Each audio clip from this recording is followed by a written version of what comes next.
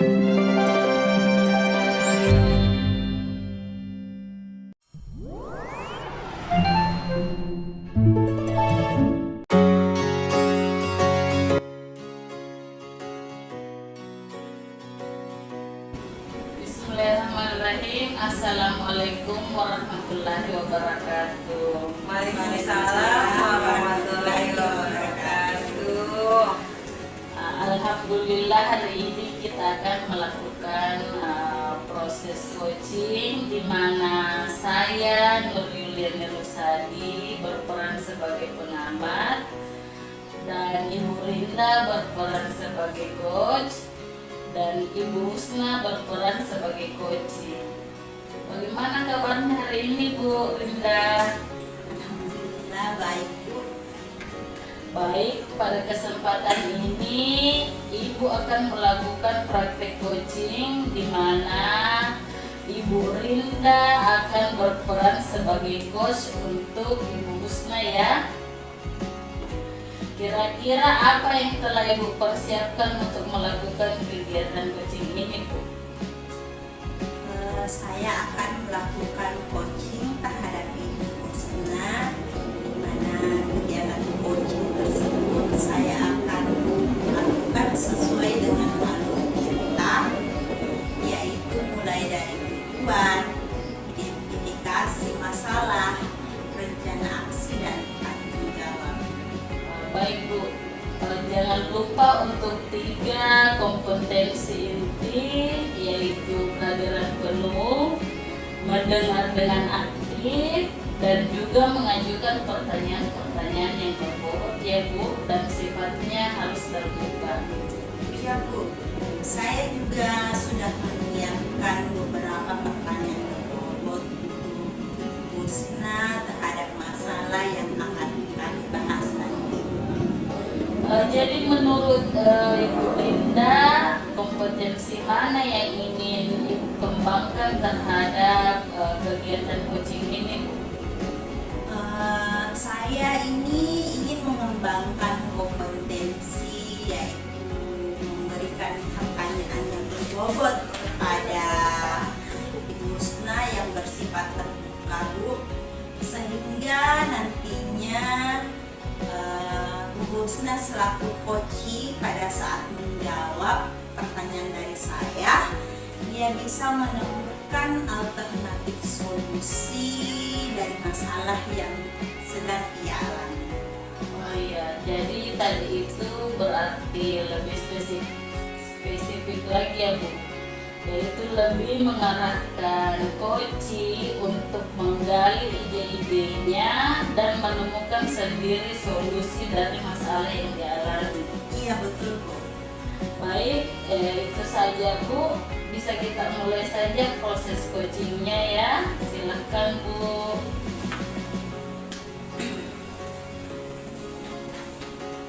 Assalamualaikum warahmatullahi wabarakatuh. Waalaikumsalam warahmatullahi wabarakatuh. Selamat pagi, Bu Husna. Selamat pagi, Bu Linda. Bagaimana kabarnya hari ini? Alhamdulillah baik.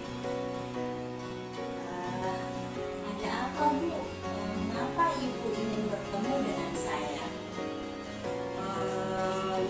Iya, Bu, saya ada sedikit kekhawatiran, Bu, dengan masalah orang tua murid saya. Jadi saya merasa anaknya itu kurang diperhatikan di sekolah, Bu. Saya mengerti, Bu. Jadi Ibu memiliki permasalahan bahwa orang tua merasa anaknya tidak diperhatikan di sekolah. Apa Ibu bisa menceritakan apa yang Ibu alami ataupun apa yang Ibu rasakan saat ini? Iya, Bu, ini saya merasa sangat sedih dan tidak enak, Bu, karena orang tua murid tersebut merasa bahwa anaknya itu tidak diperhatikan. Terus sementara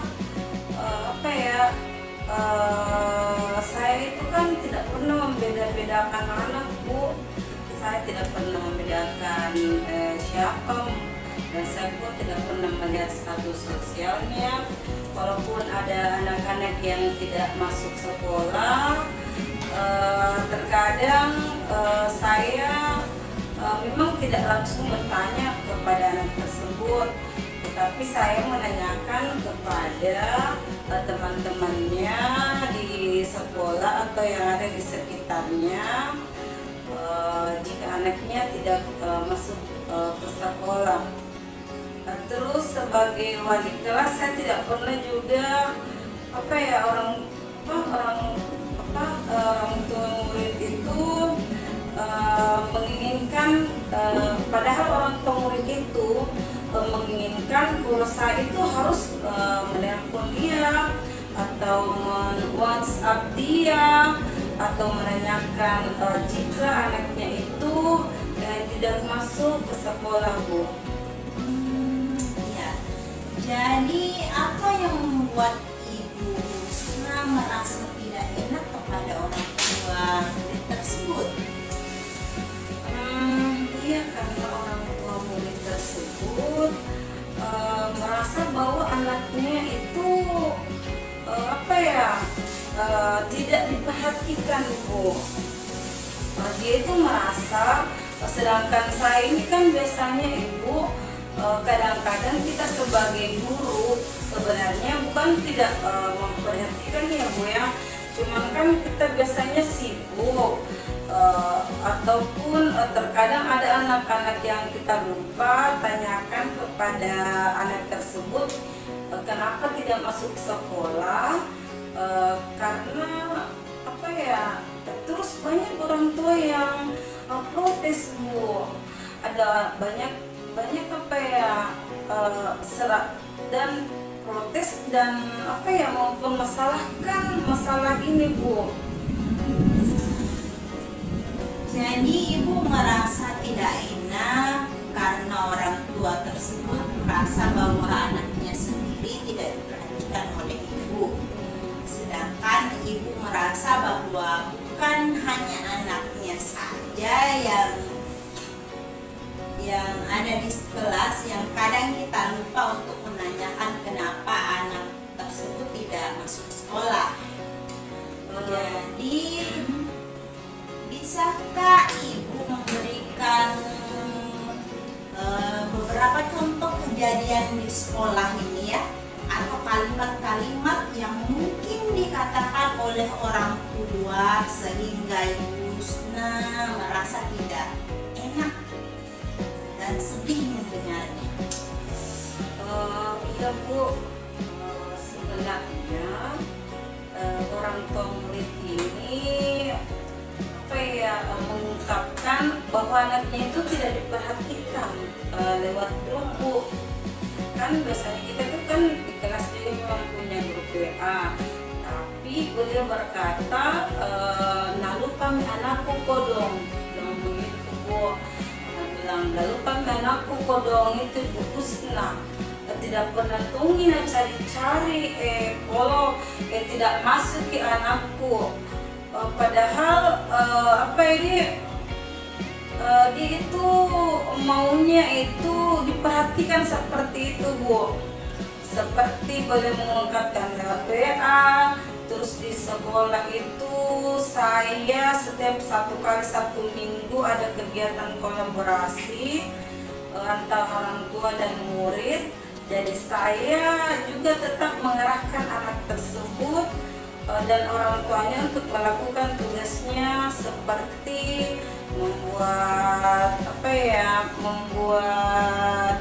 huruf dan namanya dengan menggunakan bahan-bahan LOS lost part. Tapi orang tua tersebut masih merasa anaknya itu tidak diperhatikan, Ibu. Dari cerita yang Ibu sampaikan tadi, kolaborasi seperti apa yang Ibu Husna lakukan antara anak dan orang tuanya pada saat pembelajaran? dalam kegiatan pembelajaran itu kami memang ada kegiatan Bu. Jadi kami itu ada kegiatan kolaborasi antara anak-anak dengan orang tua. Terus baru-baru ini saya berikan itu untuk membuat huruf dan benda-benda lost part, misalnya menggunakan menggunakan kerang-kerang, tutup botol, dan lain sebagainya. Apa lagi ya? Terus menggunakan juga benda-benda yang ada di sekitar rumahnya. Terus jadi orang tua murid itu bisa berkolaborasi untuk mencari bahan maupun menempel bahan-bahan tersebut bersama dengan anaknya, sehingga bahan tersebut dapat nantinya membentuk huruf-huruf dari nama anak itu sendiri, Bu. Seperti itu. Dari cerita yang Ibu sampaikan tadi, hal seperti apa yang Ibu ingin capai? Saya sih harapannya agar kejadian yang seperti ini tidak terulang lagi, Bu. Jadi supaya orang tua murid itu tidak merasa kecewa, terus apalagi ya, bahwa dia pun merasa kalau anaknya itu tidak dipedulikan oleh wali kelasnya. Menurut Bu Husna, kira-kira gagasan seperti apa yang Ibu Husna akan lakukan untuk mengatasi hal tersebut? Apa ya yang bisa saya lakukan? Mungkin yang pertama menghubungi langsung orang tua dari murid tersebut, terus memberikan pengertian kepada orang tua itu, orang tua murid saya. Dan yang ketiga, mungkin saya akan memperbaiki diri saya, Bu, karena sepertinya saya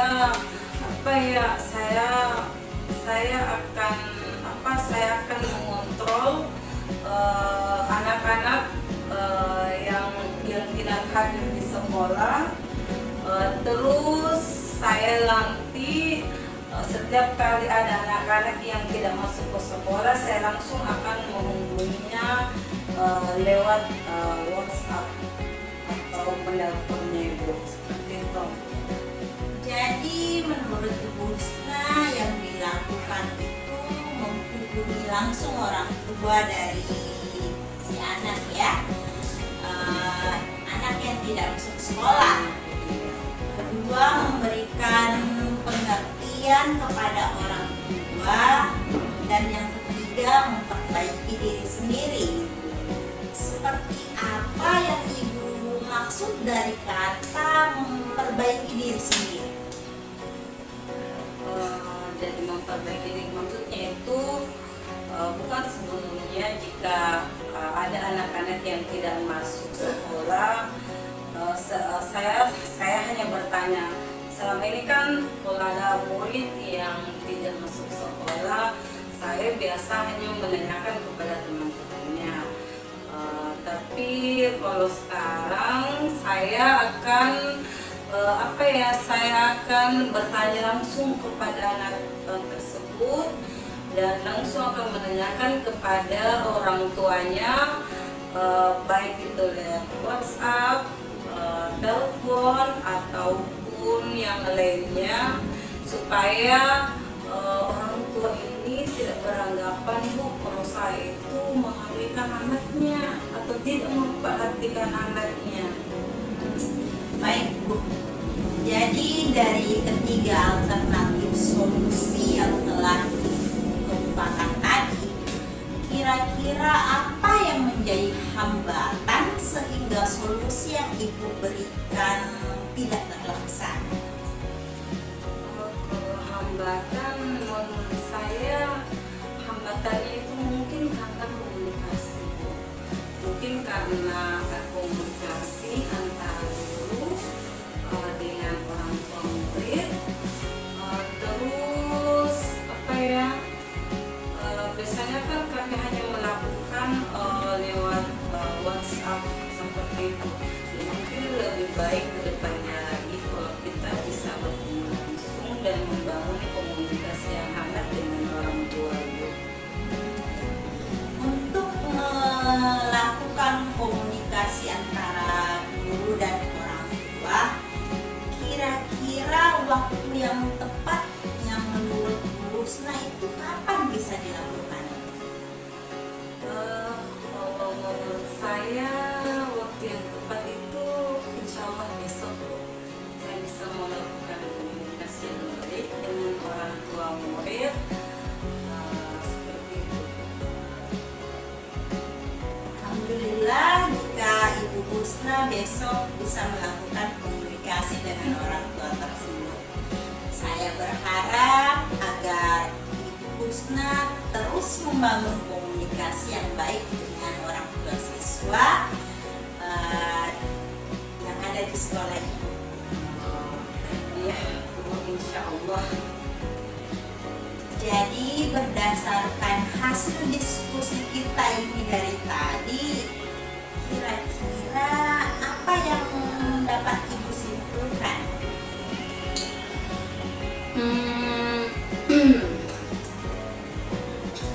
Ya, alhamdulillah setelah berbincang-bincang dengan Ibu, saya bisa menyimpulkan bahwa solusi dari permasalahan saya ini itu yang pertama harus menjalin komunikasi yang baik dengan orang tua murid. Terus apa ya? Saya juga harus memperhatikan anak-anak dan dengan membiasakan menanyakan bagaimana kabarnya atau keadaannya jika ada salah satu murid saya yang tidak hadir atau berhalangan hadir ke sekolah. Seperti itu. Baik, jadi bagaimana perasaan Ibu Husna sekarang setelah kita berbincang-bincang ini? Alhamdulillah saya agak merasa lega, Bu.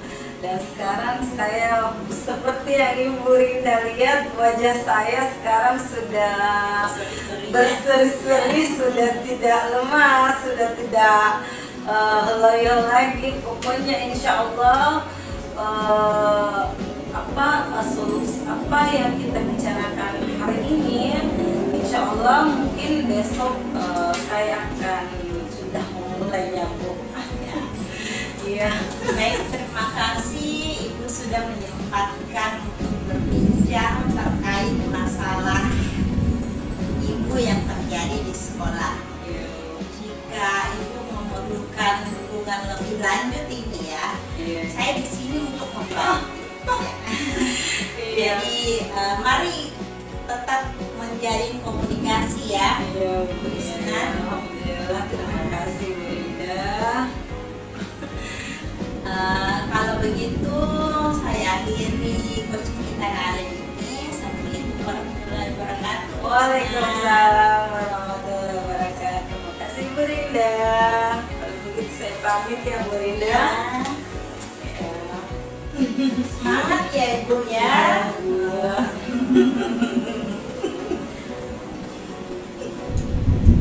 Alhamdulillah saya sudah mendengarkan percakapan Ibu Rinda dan Ibu Husna tadi dengan melakukan alur tirta ya.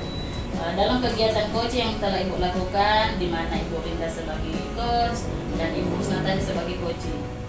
Yang terpenting adalah Ibu sudah melakukan indikator-indikator dalam melakukan coaching ini.